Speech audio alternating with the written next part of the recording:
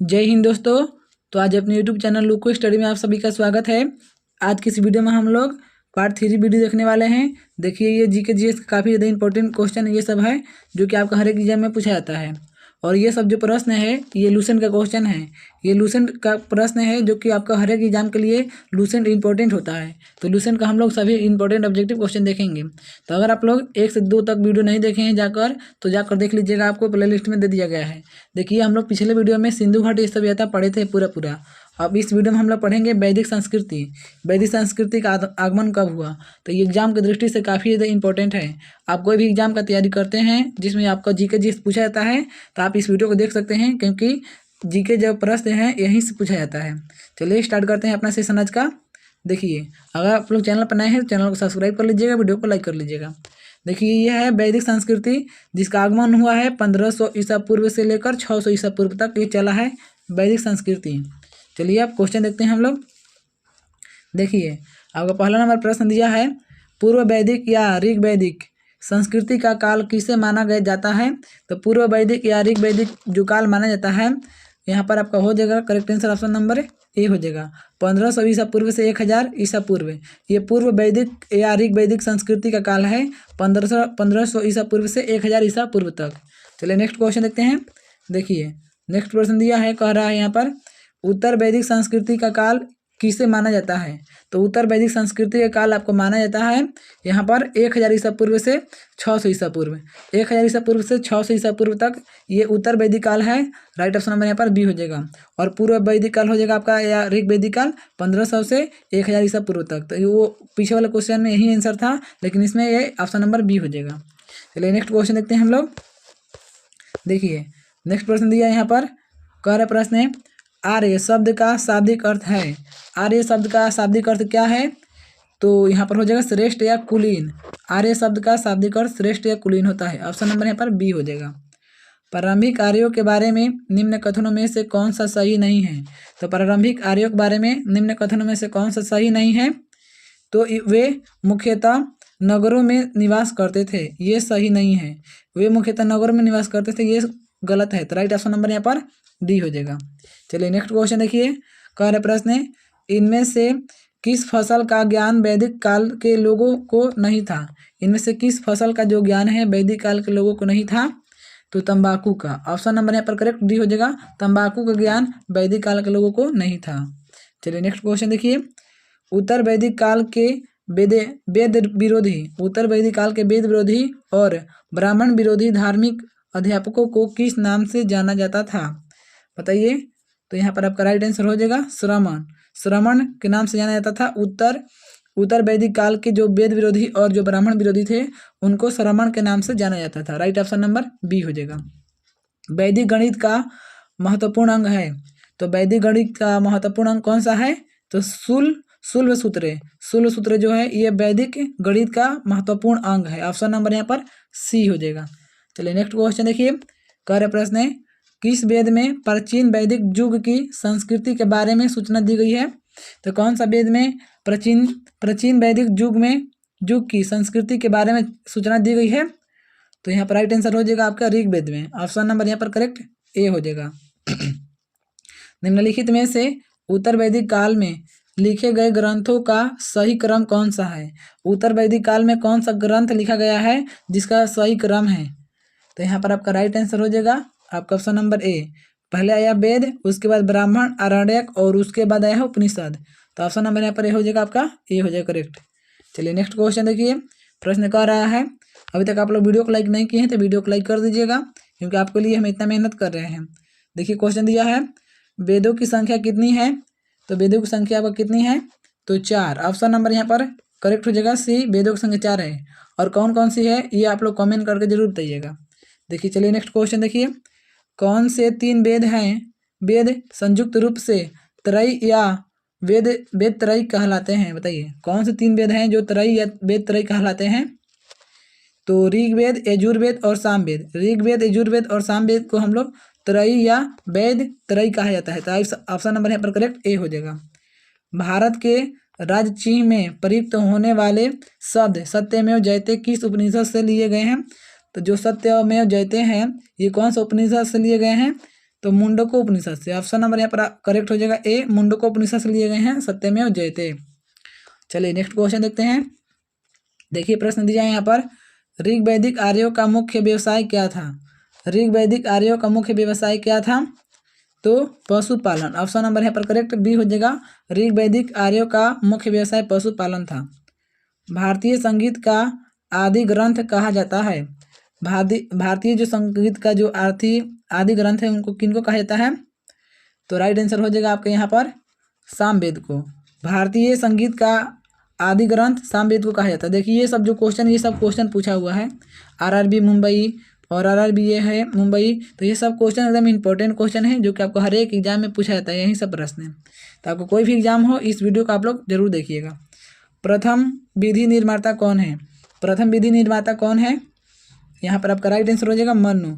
जो प्रथम विधि निर्माता है मनु है। ऑप्शन नंबर करेक्ट यहाँ पर ए हो जाएगा। चलिए नेक्स्ट क्वेश्चन देखते हैं।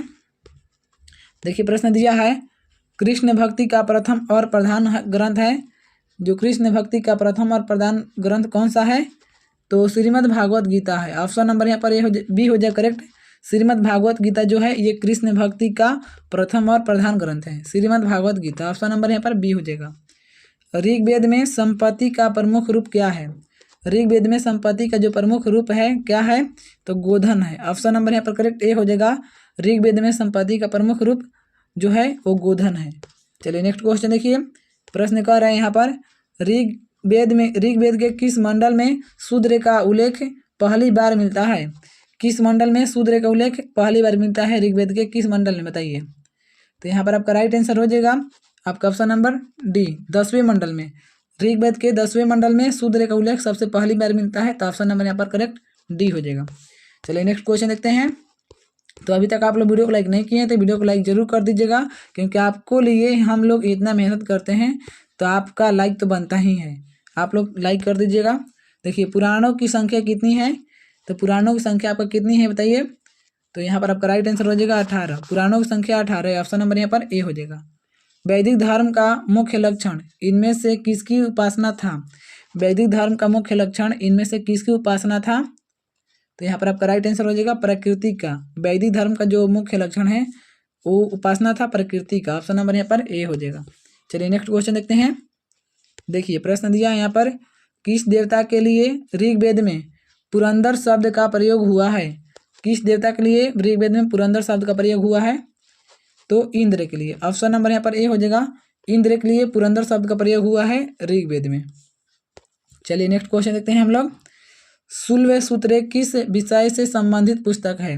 जो शूल्व सूत्र है यह किस विषय से संबंधित पुस्तक है?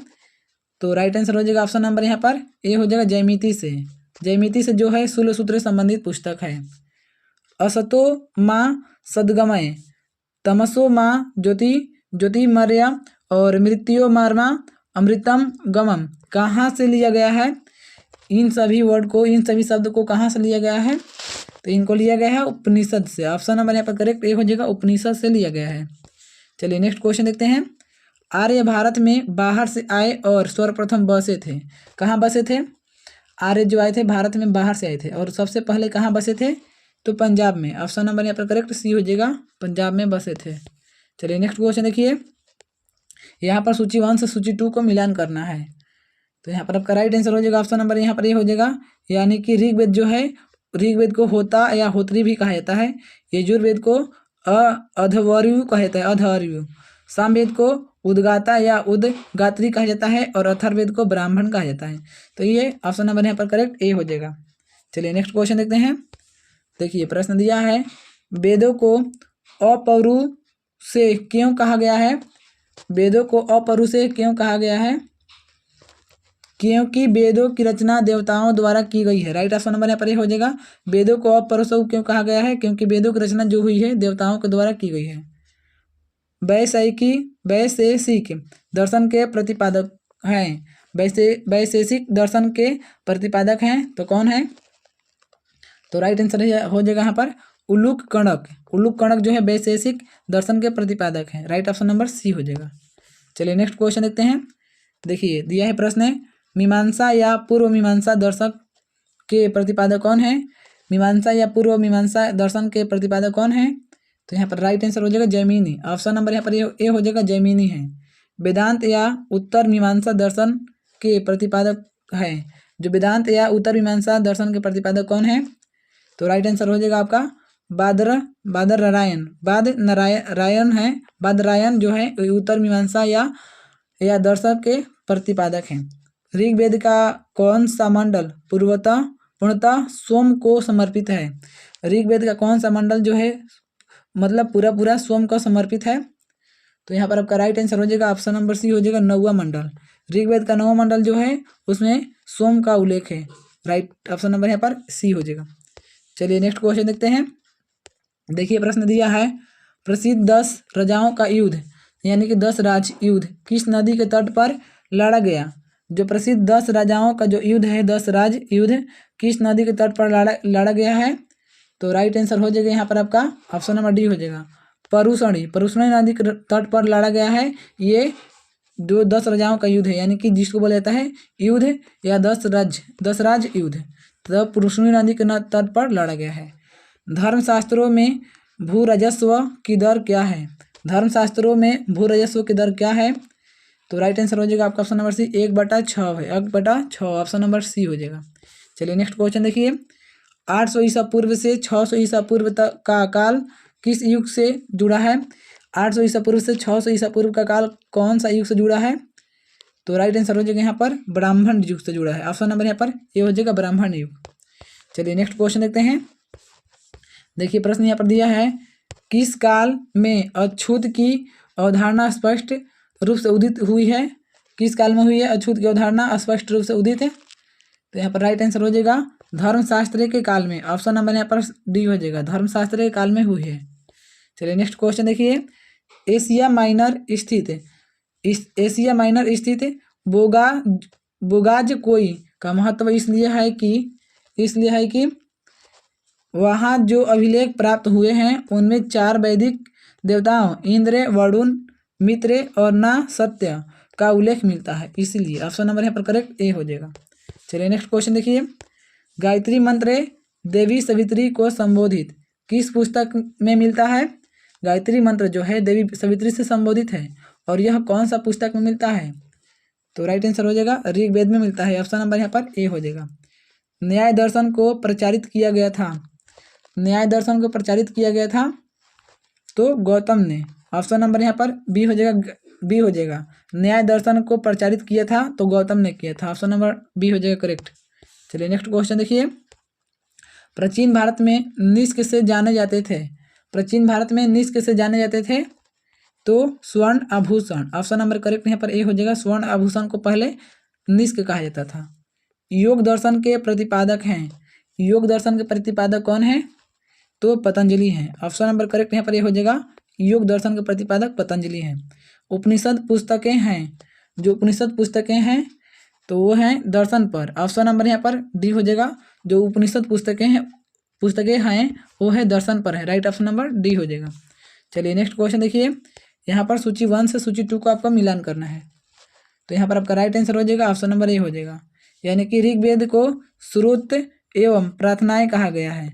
ऋग्वेद में स्रोत एवं प्रार्थनाएं मिलता है और यजुर्वेद में मिलता है आपको स्रोत एवं कर्मकांड, और सामवेद में मिलता है आपको संगीत स्रोत, और अथर्ववेद में मिलता है आपको तंत्र मंत्र एवं वशीकरण। तो राइट ऑप्शन नंबर यहाँ पर ए हो जाएगा। चलिए नेक्स्ट क्वेश्चन देखते हैं। देखिए प्रश्न दिया है, आरंभिक वैदिक साहित्य में सर्वाधिक वर्णित नदी है। आरंभिक वैदिक साहित्य में सर्वाधिक वर्णित नदी कौन सी है? तो यहाँ पर है सिंधु नदी। जो आरंभिक वैदिक साहित्य है उसमें सर्वाधिक वर्णित नदी जो है वो सिंधु है। ऑप्शन नंबर यहाँ पर ए हो जाएगा। उपनिषद काल के राजा अश्वपति शासक थे। उपनिषद काल के जो राजा अश्वपति हैं वो शासक थे। किसके शासक थे? तो वो थे केकय के। ऑप्शन नंबर यहाँ पर बी हो जाएगा। उपनिषद काल के जो राजा अश्वपति जो शासक थे वो केकय के थे। राइट ऑप्शन नंबर बी हो जाएगा। चलिए नेक्स्ट क्वेश्चन देखिए, अध्यात्म ज्ञान के विषय में नचिकेता और यम का संवाद किस उपनिषद में प्राप्त होता है? तो किस उपनिषद में प्राप्त होता है बताइए? यहाँ पर आपका राइट आंसर हो जाएगा कंठोपनिषद में प्राप्त होता है। जो अध्यात्मक ज्ञान के जो विषय में नचिकेता और यम का संवाद उपनिषद में प्राप्त होता है वो आपको कौन ठो उपनिषद में प्राप्त होता है? ऑप्शन नंबर यहाँ पर सी हो जाएगा। वैदिक नदी कुंभा, जिसको नाम है काबुल भी, काबुल का स्थान कहाँ निर्धारित होना चाहिए? वैदिक नदी कुंभा का स्थान कहाँ निर्धारित होना चाहिए? तो यहाँ पर आपका राइट आंसर हो जाएगा अफगानिस्तान में। राइट ऑप्शन नंबर यहाँ पर ए हो जाएगा, अफगानिस्तान। चलिए नेक्स्ट क्वेश्चन देखिए। प्रश्न कह रहे हैं यहाँ पर आपका कपिल मुनि द्वारा प्रतिपादित, जो कपिल मुनि द्वारा प्रतिपादित दार्शनिक प्रणाली है, कौन सा है दार्शनिक प्रणाली? तो यहाँ पर आपका राइट आंसर हो जाएगा आपका ऑप्शन नंबर बी हो जाएगा करेक्ट, सांख्य दर्शन। जो कपिल मुनि द्वारा जो प्रतिपादित दार्शनिक प्रणाली है ये है सांख्य दर्शन। राइट ऑप्शन नंबर बी हो जाएगा। भारत के किस स्थल की खुदाई से लौह धातु के प्रचलन के प्राचीनतम प्रमाण मिले हैं? बताइए कौन सा यहाँ पर करेक्ट आंसर हो जाएगा? तो यहाँ पर आपका राइट आंसर हो जाएगा option number B, Atranji Kheda से। यानी कि भारत के किस स्थल की खुदाई से लौह धातु के प्रचलन के प्राचीनतम प्रमाण मिले हैं? तो अतरंजी खेड़ा से मिले हैं, Atranji Kheda. Right option number यहाँ पर आपका बी हो जाएगा। नेक्स्ट क्वेश्चन दिया है निम्नलिखित में किसका संकलन ऋग्वेद पर आधारित है? तो किसका संकलन जो है वो ऋग्वेद पर आधारित है? तो राइट आंसर हो जाएगा यहाँ पर आपका सामवेद। सामवेद को ऋग्वेद पर आधारित है। राइट ऑप्शन नंबर बी हो जाएगा। निम्नांकित में कौन प्रस्थानायत्री में शामिल नहीं है? कौन प्रस्थानायत्री में शामिल नहीं है? तो यहाँ पर आपका राइट आंसर हो जाएगा भागवत। भागवत जो है ये प्रस्थानायत्री में शामिल नहीं है। करेक्ट आंसर यहाँ पर ए हो जाएगा। चलिए नेक्स्ट क्वेश्चन देखते हैं। कर्म का सिद्धांत संबंधित है, जो कर्म का सिद्धांत है संबंधित है तो मीमांसा से। राइट ऑप्शन नंबर यहाँ पर बी हो जाएगा, मीमांसा से कर्म का सिद्धांत संबंधित है। ये देखिए सुमेलित कीजिए, यानी कि आपको मिलान करना है। तो यहाँ पर आपका राइट आंसर हो जाएगा आपके यहाँ पर आपका ऑप्शन नंबर यहाँ पर ए हो जाएगा। यानी कि जो अथर्ववेद है, अथर्ववेद को औषधियों से संबोधित है। और ऋग्वेद जो है यहाँ पर आपका ऋग्वेद ईश्वर के महिमा मिलता है।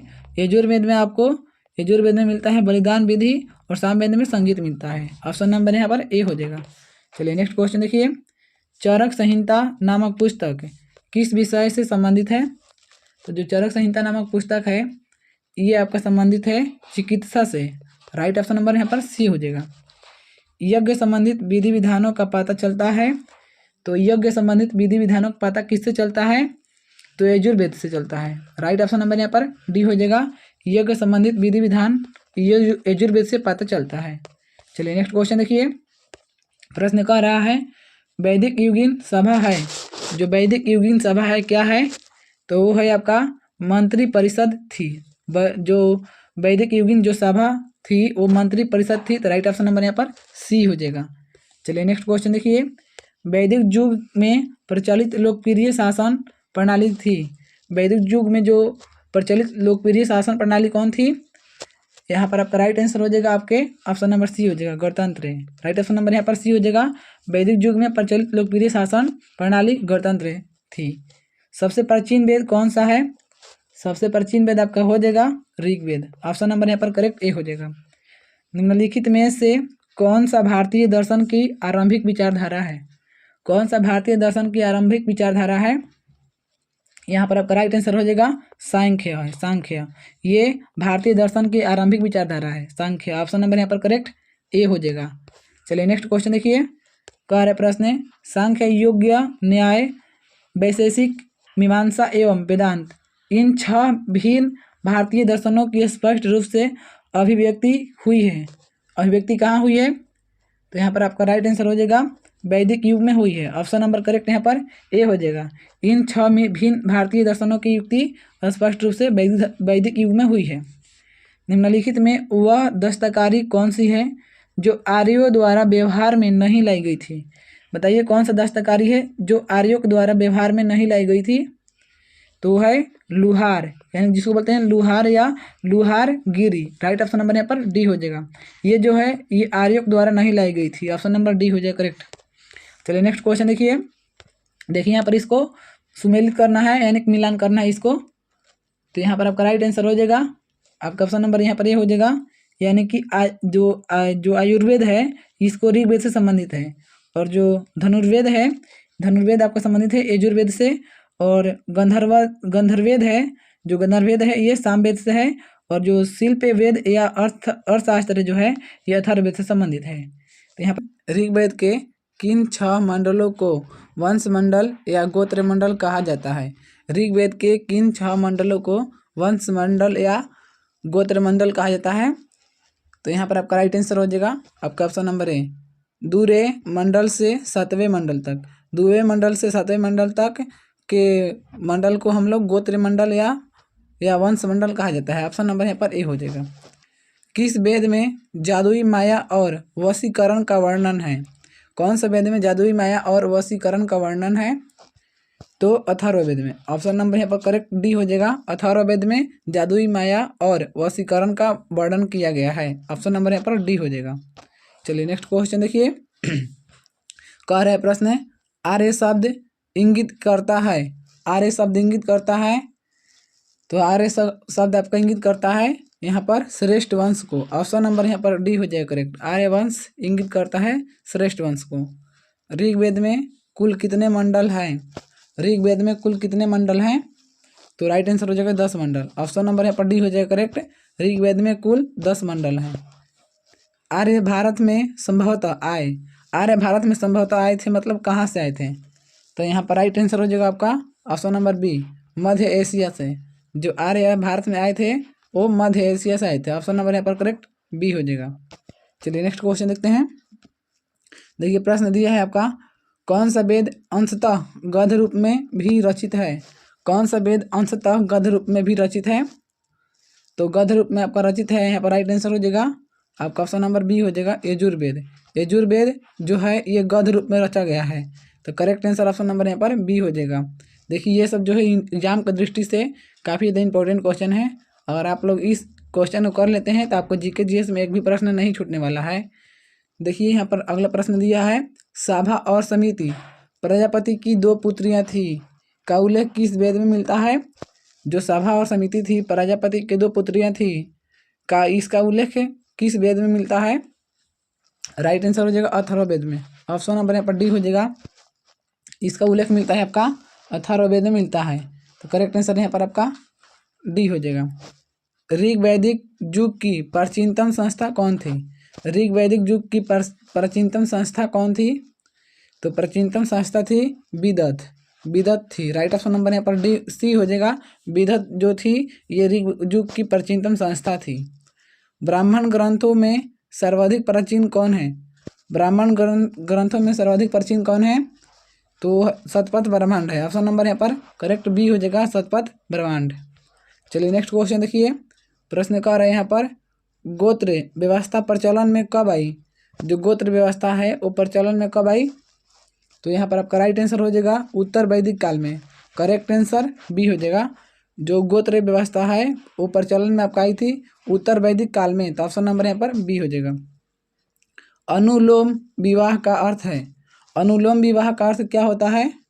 तो अनुलोम विवाह का अर्थ होता है उच्च वर्ण पुरुष का निम्न वर्ण नारी के साथ विवाह है। यानी कि जो अनुलोम विवाह का अर्थ होता है मतलब इसमें रहेंगे उच्च वर्ण के पुरुष रहेंगे और निम्न वर्ण के स्त्री रहेगी, दोनों विवाह करेगी, तो उसी को बोलेंगे हम लोग अनुलोम विवाह। राइट ऑप्शन नंबर यहाँ पर ए हो जाएगा। चलिए नेक्स्ट क्वेश्चन देखिए। अगर आप सबको वीडियो पसंद आ रहा हो तो वीडियो को लाइक जरूर कीजिएगा। प्रतिलोम विवाह का तब माना जाता है, बताइए कब? तो प्रतिलोम मतलब कुल से उल्टा, इसमें जो है इसमें नारी जो है जो रहेगी निम्न रहेगी। देखिए यहाँ पर दिया है आपका राइट आंसर हो जाएगा यहाँ पर आप ऑप्शन नंबर बी हो जाएगा। जब उच्च वर्ण की नारी और निम्न वर्ण के पुरुष के साथ जब विवाह होगा तब इसको प्रतिलोम विवाह कहा जाएगा। तो राइट ऑप्शन नंबर यहाँ पर बी हो जाएगा। वैदिक युग में योग कहा जाता था, वैदिक युग में योग कहा जाता था, तो योग किसको कहा जाता था? जौ को। राइट ऑप्शन नंबर यहाँ पर बी हो जाएगा। वैदिक युग में योग जौ को कहा जाता था। चलिए नेक्स्ट क्वेश्चन देखिए। प्रश्न कह रहा है, व्रीहि शब्द किसके लिए प्रयुक्त हुआ है? जो व्रीहि शब्द है किसके लिए प्रयुक्त हुआ है? तो चावल के लिए। राइट ऑप्शन नंबर यहाँ पर ए हो जाएगा। व्रीहि शब्द चावल के लिए प्रयुक्त हुआ है। अथर्व का अर्थ क्या होता है? अथर्व का अर्थ है आपका तो पवित्र जादू। राइट ऑप्शन नंबर यहाँ पर ए हो जाएगा। अथर्व का अर्थ होता है पवित्र का जादू। देखिए यहाँ पर आपको मिलान करना है, आप सम्मिलित करना है इसको। तो बताइए कौन सा हो जाएगा यहाँ पर। यहाँ पर आपका राइट आंसर हो जाएगा। देखिए शिक्षा, शिक्षा जो है ये ध्वनि शास्त्र से संबंधित, ध्वनि शास्त्र से। और जो ये कल्प सूत्र है ये कर्म कांड से संबंधित है। और जो ये निरुक्त शब्द, जो निरुक्त है ये शब्द व्युत्पत्ति शास्त्र या भाषा शास्त्र से संबंधित है। और छंद जो है छंद शास्त्र से। राइट ऑप्शन नंबर यहाँ पर ए हो जाएगा, ऑप्शन नंबर करेक्ट ए हो जाएगा। चलिए नेक्स्ट क्वेश्चन देखते हैं। देखिए प्रश्न दिया है यहाँ पर, कह रहा है प्राचीनतम व्याकरण अष्टाध्यायी के रचनाकार हैं। जो प्राचीनतम व्याकरण है अष्टाध्यायी का रचनाकार कौन है? तो प्राचीनतम व्याकरण अष्टाध्यायी के रचनाकार आपका हो जाएंगे पाणिनि हो जाएंगे। राइट ऑप्शन नंबर यहाँ पर डी हो जाएगा, पाणिनि। निम्न में से कौन सी स्मृति प्राचीनतम है? कौन सी स्मृति जो है प्राचीनतम है? तो राइट आंसर हो जाएगा आपके ऑप्शन नंबर ए हो जाएगा, मनुस्मृति। मनुस्मृति जो है ये प्राचीनतम है। नेक्स्ट क्वेश्चन देखते हैं। आदि काव्य की संज्ञा किससे दी जाती है? आदि काव्य की संज्ञा किसको दी जाती है? तो आदि काव्य की संज्ञा रामायण को दी जाती है। राइट ऑप्शन नंबर यहाँ पर ए हो जाएगा। प्राचीनतम पुराण है, प्राचीनतम पुराण कौन सा है? तो मत्स्य पुराण है, ये सबसे पुराना पुराण है। मत्स्य पुराण जो है प्राचीनतम पुराण है। करेक्ट आंसर ए हो जाएगा। ऋग्वेद में सबसे पवित्र नदी किसे माना गया है? तो ऋग्वेद में सबसे पवित्र नदी किसको माना गया है? राइट आंसर हो जाएगा सरस्वती को। ऑप्शन नंबर यहाँ पर करेक्ट बी हो जाएगा। ऋग्वेद में सरस्वती नदी को सबसे पवित्र माना गया है। चलिए नेक्स्ट क्वेश्चन देखते हैं। देखिए प्रश्न दिया है यहाँ पर, अपन कह रहा है वैदिक समाज की आधारभूत इकाई थी। वैदिक समाज की आधारभूत इकाई क्या थी? तो राइट आंसर हो जाएगा यहाँ पर आपका कुल या कुटुंब।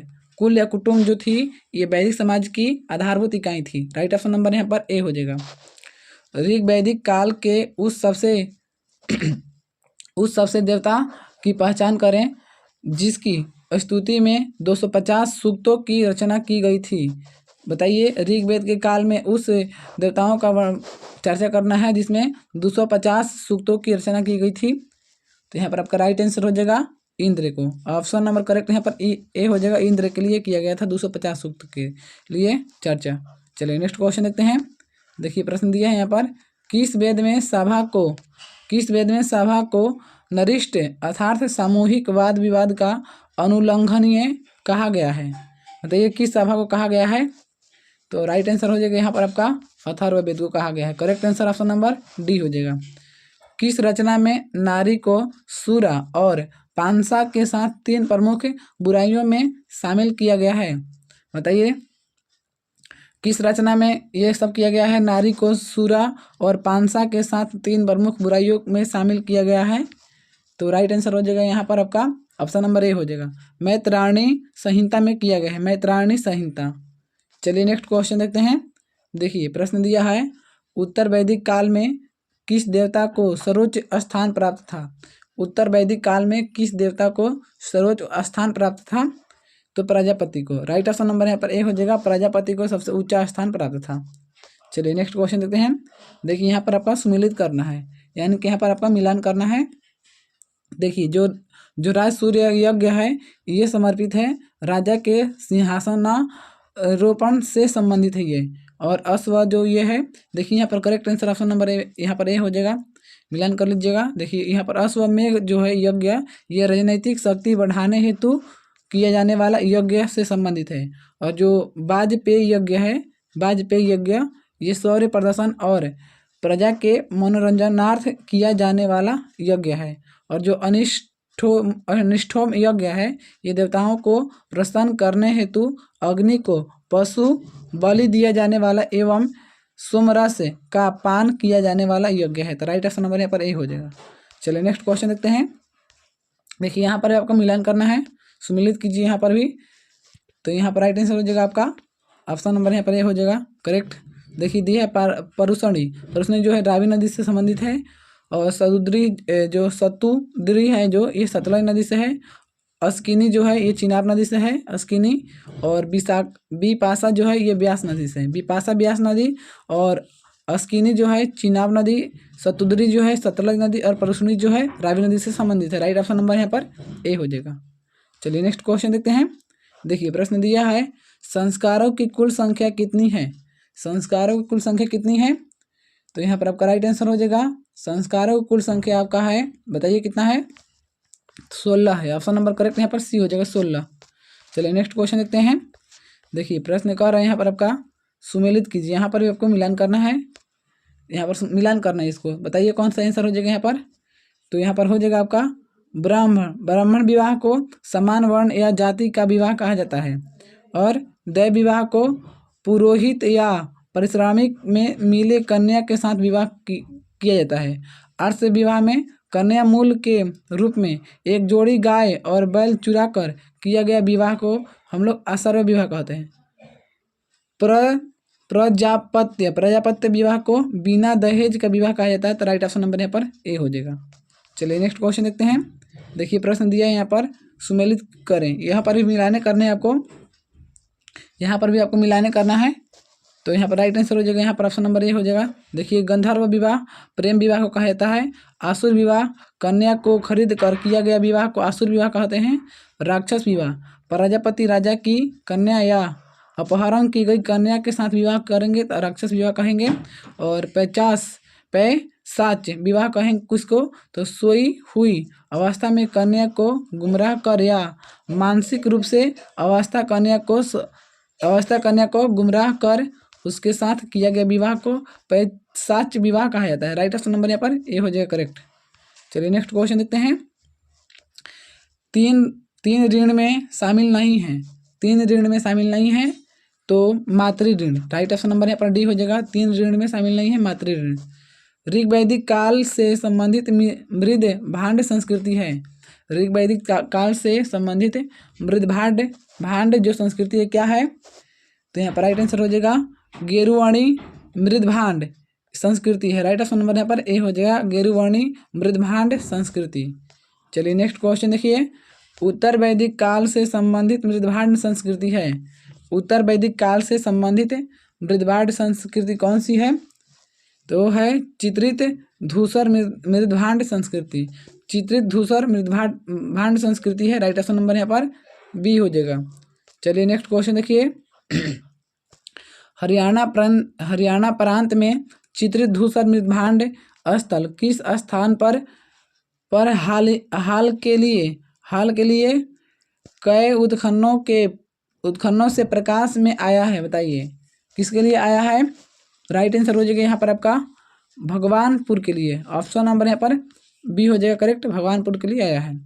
प्राचीनतम विवाह संस्कार का वर्णन करने वाला विवाह सूक्त किसमें पाया जाता है? बताइए प्राचीनतम विवाह का वर्णन करने वाले जो सूक्त है किसमें पाया जाता है? राइट आंसर हो जाएगा ऑप्शन नंबर ए ऋग्वेद में पाया जाता है। ऋग्वेद ऑप्शन नंबर ए हो जाएगा। ऋग्वेद में अघन्य यानी कि वध या योग्य नहीं शब्द का प्रयोग किसके लिए किया गया था? ऋग्वेद में जो अघन्य है किसके लिए प्रयोग हुआ है? राइट आंसर हो जाएगा गाय के लिए। ऑप्शन नंबर यहाँ पर करेक्ट बी हो जाएगा, गाय के लिए अघन्य शब्द का प्रयोग किया गया है। चलिए नेक्स्ट क्वेश्चन देखिए। इसको भी सुमेलित करना है, इसको सुमेलित करना है, बताइए कौन सा राइट आंसर हो जाएगा? यहाँ पर हो जाएगा आपका संग्रहित्री जो है ये कोषाध्यक्ष से संबंधित है। जो है ये है भागदूत जो है ये कर संग्रह कर्ता से संबंधित है। छता या छतरी जो है ये पांसे के खेल में राजा का सहायक देती है। और अछवाप जो है ये प्रतिहारी या राजा प्रसाद का रक्षक है। राइट ऑप्शन नंबर यहाँ पर ए हो जाएगा। चलिए नेक्स्ट क्वेश्चन देखते हैं। कह रहा है रीत या प्रकृति संतुलन स्थापित करने के कारण किस वैदिक देवता को ऋतस्य गोप कहा गया है? यानी कि ऋत प्राकृतिक संतुलन स्थापित करने के कारण किस वैदिक देवता को ऋतस्य गोप कहा गया है? किस वैदिक देवता को कहा गया है ऋतस्य गोप? राइट आंसर हो जाएगा यहाँ पर आपका ऑप्शन नंबर यहाँ पर हो जाएगा आपका बी, वरुण का कहा गया। Varun option number correct B हो जाएगा। निम्नलिखित में से कौन मूलतः जल या समुद्र का देवता था? तो जल या समुद्र के देवता कौन थे? राइट आंसर हो जाएगा आपका ऑप्शन नंबर यहाँ पर आपका ऑप्शन नंबर हो जाएगा सी, वरुण। वरुण जो थे ये जल के देवता थे, जल या समुद्र के देवता। राइट ऑप्शन नंबर सी हो जाएगा। चलिए नेक्स्ट क्वेश्चन देखते हैं। अगर आप सभी को वीडियो पसंद आ रहा हो तो वीडियो को लाइक जरूर कीजिएगा और चैनल को भी सब्सक्राइब कर लीजिएगा, क्योंकि ऐसे ऐसे वीडियो आपको रोज देखने को मिलेंगे जो कि काफ़ी ज़्यादा एग्जाम के लिए इंपॉर्टेंट रहने वाले हैं। तीन कर्मों यानी पंगों में तीनों लोग को माप लेने के कारण किसे उपक्रम कहा गया है? किसको उपक्रम कहा गया है? यानी कि 3 क्रमों पंगों में तीनों लोगों को जो माप लेते हैं कारण किसे उपकरण कहा गया है? राइट आंसर हो जाएगा यहाँ पर आपका ऑप्शन नंबर डी हो जाएगा, विष्णु को कहा गया, विष्णु। सुमेलित कीजिए, यानी कि यहाँ पर मिलान करना है आपको। राइट आंसर हो जाएगा ऑप्शन नंबर यहाँ पर देखिए पूषण। पूषण जो है संबंधित है विवाह का देवता है। रुद्र जो है पशुओं का देवता है। धौस या धौ जो है जगत के पिता है। और अदिति जो है देवों की महान माता है। तो राइट आंसर ऑप्शन नंबर यहाँ पर आपका ये हो जाएगा। चलिए नेक्स्ट क्वेश्चन देखिए, कह रहा है मनुस्मृति मुख्यतया संबंधित है। मनुस्मृति मुख्यतया संबंधित है, तो यहाँ पर राइट आंसर हो जाएगा आपका ऑप्शन नंबर ए हो जाएगा, समाज व्यवस्था से। मनुस्मृति जो मुख्यतया है ये समाज व्यवस्था से संबंधित है। गायत्री मंत्र की रचना किसने की थी? गायत्री मंत्र की रचना किसने की थी? तो विश्वामित्र ने। ऑप्शन नंबर यहाँ पर करेक्ट बी हो जाएगा, विश्वामित्र ने गायत्री मंत्र की रचना की थी।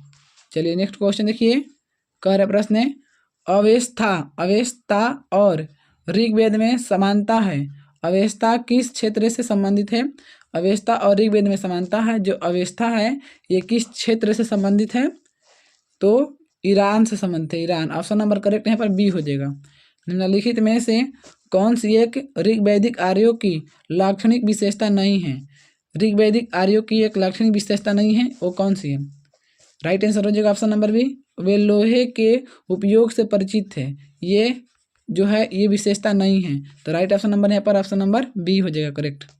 चलिए नेक्स्ट क्वेश्चन देखिए, प्रश्न कह रहे हैं यहाँ पर आपका ऋग्वेद में निम्नांकित में किन नदियों का उल्लेख अफगानिस्तान के साथ आर्यों के संबंध का सूचक है? बताइए, आर्यों के साथ सूचक है अफगानिस्तान के साथ में, तो वो है कुभा और करमु। कुभा और करमु 2 नदियां हैं जो कि ये ऋग्वेद से जो ये आर्यों से संबंधित है अफगानिस्तान से।